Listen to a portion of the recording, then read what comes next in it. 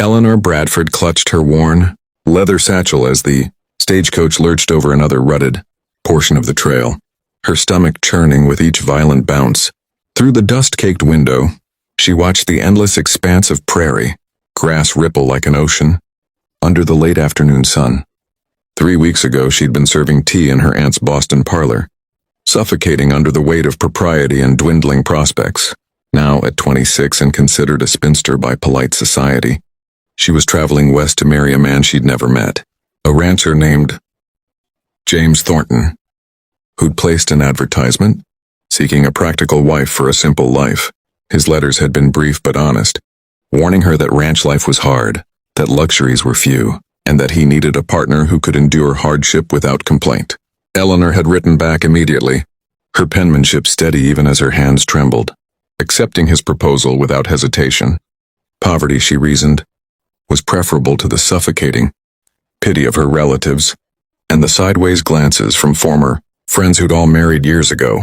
She'd grown up with modest means, before her father's death left her, dependent on distant relations, so she knew how to stretch a dollar, mend clothes until they could be mended no more, and make something from nothing. When the stagecoach finally creaked to a halt in the small frontier town of Redemption Flats, Eleanor stepped down onto the dusty main street, her blue travel dress already gray with trail dust, and searched the handful of weathered faces for the man who would be her husband. He stood apart from the others, a tall figure in a worn leather coat and a black hat pulled low over his eyes.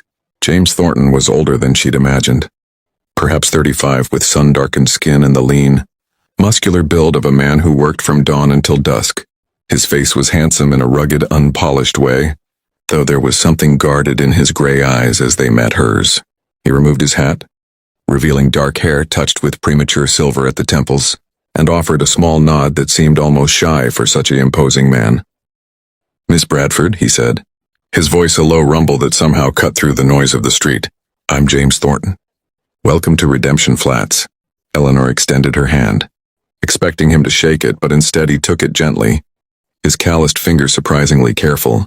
"Mr. Thornton," she replied, lifting her chin to meet his gaze directly, wanting him to see that she wasn't some fragile city woman who would wilt at the first sign of hardship.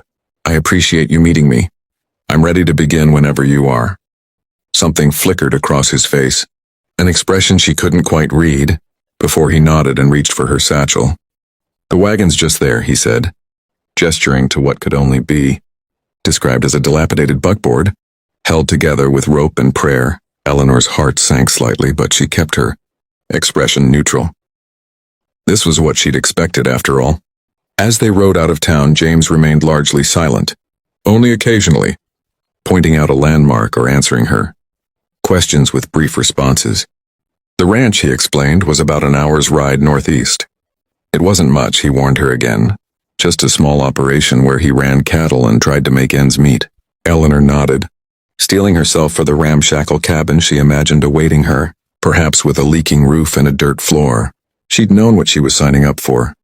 But as the sun began its descent toward the horizon, painting the sky in shades of amber and rose, James guided the wagon up a long rise, and Eleanor's breath caught in her throat at what lay beyond, spread out before her in the valley below, was not the struggling homestead she'd braced herself for, but a sprawling ranch that looked like something from a painting. A magnificent 2-story house, with a wide wraparound porch, stood proudly at the center, its white paint gleaming in the golden hour light, surrounded by well-maintained outbuildings, extensive corrals, and pastures dotted with what must have been hundreds of cattle. A garden bursting with late summer. Vegetables stretched along the south side of the house, and she could see fruit trees in neat rows beyond. Eleanor's hands tightened on the wagon seat as confusion flooded through her. "Mr. Thornton," she said slowly, her voice barely above a whisper, "I don't understand. You said the ranch was small, that you were barely getting by." James pulled the wagon to a stop and was quiet. For a long moment, his jaw working as though he were wrestling with words that didn't want to come.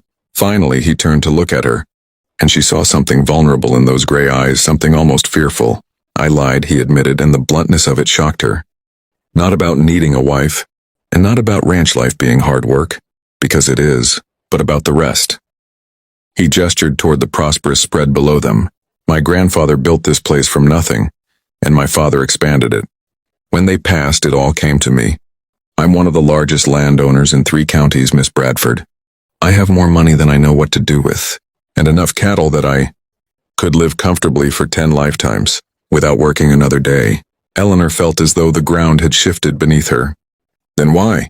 She asked, and she hated how small her voice sounded. Why lie? Why advertise for a mail-order bride when you could have your pick of women?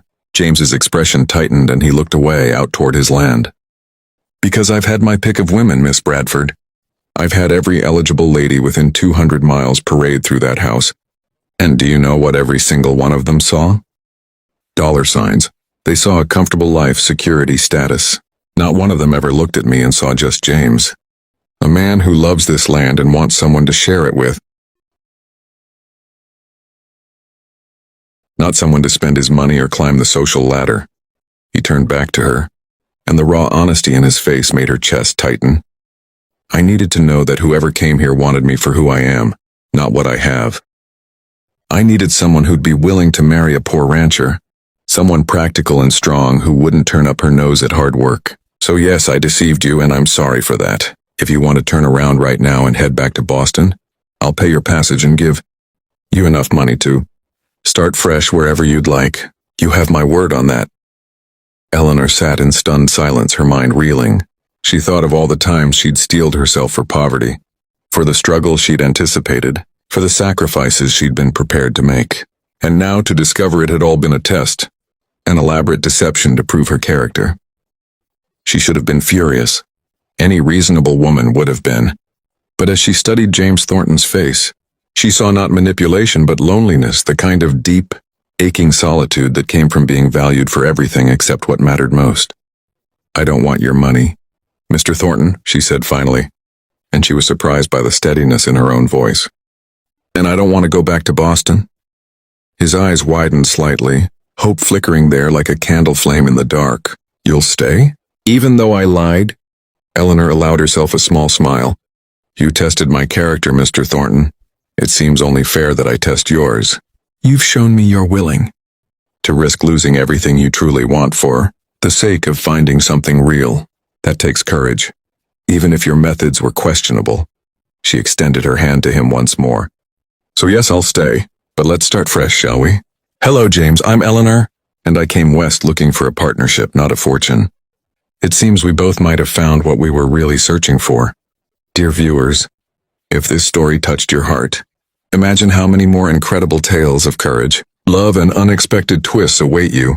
Subscribe to our channel now to never miss a story that will move you, inspire you, and remind you that life's greatest treasures often come in the most unexpected packages. Hit that subscribe button and join our community of story lovers today.